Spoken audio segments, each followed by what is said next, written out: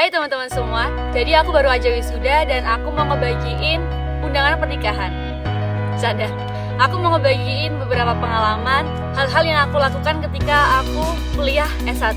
Mungkin beberapa orang tahu kehidupan kuliahku yang kayak roller coaster, kadang naik, kadang turun. Aku akan memberikan highlight di mana impactful untuk membuka peluang belajar hal baru dan meningkatkan potensi pada diri kita, yaitu menjadi mahasiswa berprestasi. Mungkin orang menilai bahwa jadi mawapres itu kayak orang paling banyak prestasinya atau orang paling pintar di kelas. Padahal sebenarnya nggak juga, karena aku malah justru paling receh di kelas ya. Tapi ini adalah hal yang aku lakukan yang pada akhirnya berdampak sampai sekarang. 3 poin. Yang pertama, inisiatif.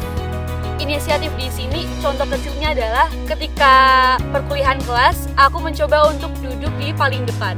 Dari duduk di paling depan ini manfaatnya adalah dosen jadi notice aku dan dosen jadi kenal aku. Mungkin kayak kalau aku duduk di paling belakang, itu rasanya melihat lautan manusia banyak banget. Jadi kayak ragu buat angkat tangan atau mengajukan pertanyaan. Tapi kalau duduk di depan, itu kayak aku lebih percaya diri. Mungkin kayak ada perasaan, pertanyaanku ini kayaknya receh atau kurang berbobot. Padahal itu sebenarnya adalah perasaan dari diri kita aja. Karena dosen itu nggak akan menjudge pertanyaan kita apakah pertanyaan kita itu salah, tapi dosen akan tetap mengapresiasi dari kontribusi yang kita lakukan. Dengan kita bertanya, entah itu pertanyaannya sepele ataupun enggak, itu kayak suatu hal yang diapresiasi dosen bahwa mahasiswa ini memperhatikan nih.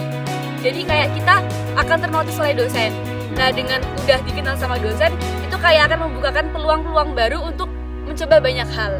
Yang kedua adalah dengan membangun relasi sebanyak mungkin dan pastikan bahwa lingkungan terdekat kita itu tepat. Mungkin kayak istilahnya social butterfly. Ada nih orang-orang yang enak diajak nongkrong, ada juga beberapa orang yang enak diajak diskusi. Nah, kita memposisikan bahwa kita ini enak diajak nongkrong, enak juga diajak diskusi.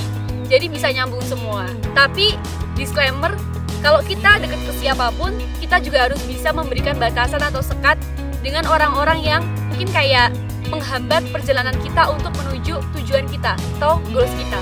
Karena dengan kita kayak dapat relasi dari berbagai macam latar belakang, itu aku rasakan someday misalkan aku membutuhkan sesuatu dan aku membutuhkan orang itu, akhirnya ada kemudahan atau mempercepat untuk aku terbantu. Contoh kecilnya adalah waktu itu aku punya temen namanya si A. Si A ini punya temen namanya B. Si B ini sekilas kalau dari orang secara umum melihat bahwa orang bertato kemudian jadi anak geng motor itu kayak dinilai tanda kutip gitu. Terus kemudian 5 tahun ke depan ada kejadian di mana motorku ini bocor. Terus waktu itu adalah posisi di tengah sawah, jadi bener-bener sepi.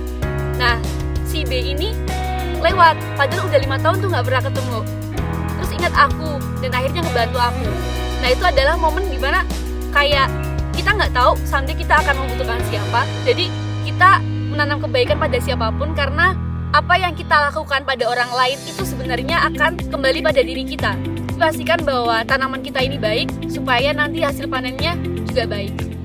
Yang ketiga adalah berani untuk mencoba banyak hal baru dan jadikan itu sebagai wadah untuk belajar. Kalau kita menilai bahwa ini adalah tempat aku belajar, kita akan lebih enjoy pada proses. Akan banyak pelajaran yang bisa kita ambil. Kalau misalkan di tengah proses itu kita gagal, kita kecewa, kita jatuh, kalau kita memandang itu sebagai kesempatan untuk kita belajar, justru kegagalan itu yang membawakan kita ke peluang keberhasilan berikutnya. Kayak gagal tuh udah jadi bagian dari proses. Nanti pasti akan ada titik di mana kita berhasil atau titik hoki kita. Jadi ya udah nikmati aja proses itu. Kemudian kalau kita udah berhasil nih, kita gak usah sombong karena itu juga bagian dari fase ya. Seneng, sedih itu adalah fase. Dimana itu gak selamanya ada, pasti sementara. Nah, kalau kita udah berhasil, terus kayak kita ketemu orang baru atau ketemu siapapun, ya kita anggap bahwa kita ini masih membutuhkan mereka. Kita membutuhkan ilmunya mereka. Ibaratnya kayak kita nih tahu 9 poin, ada 10 poin yang harus kita ketahui. Kita ketemu orang lain atau ketemu orang baru, anggap bahwa kita harus tahu 1 poin nih. Artinya kayak ya kita haus ilmu dan kita membutuhkan mereka untuk ditimba ilmunya. Begitu. Tapi kalau kita sendiri yang kayak ngerasa, aduh kayaknya kemarin-kemarin aku sombong nih, aku pernah melakukan kesalahan, aku bohong dan semacamnya, kita sebisa mungkin untuk nggak terlalu lama menyesali hal itu. Segera untuk mengambil pelajarannya, memetik hikmahnya, jadikan itu kayak, ya itu juga bagian dari proses. Kita lanjutkan langkah kita, lanjutkan proses kita bisa mengambil pelajaran itu dengan tepat, dan kita melanjutkan perjalanan dengan bijak. Begitu. Oke, mungkin segitu aja untuk video kali ini. Semoga bisa bermanfaat. Thanks for watching. Bye-bye.